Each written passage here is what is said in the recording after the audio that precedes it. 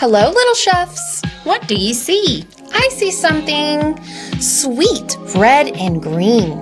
What do you see? I see strawberries. I see something white and fluffy. What do you see?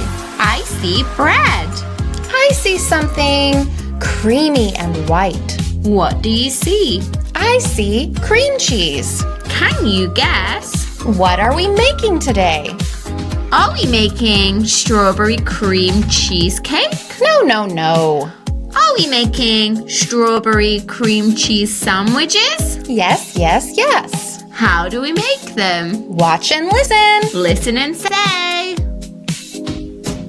Cut off the green stems. Cut off the green stems. Slice the strawberries. Slice the strawberries. Let's make small pieces. Let's make small pieces. Grab one slice of bread. Grab one slice of bread. Spread the cream cheese. Spread the cream cheese. Cream cheese side up. Cream cheese side up. Place strawberry slices. Place strawberry slices. In the middle and on the sides. In the middle and on the sides. One more slice of bread, please. One more slice of bread, please. Spread more cream cheese. Spread more cream cheese.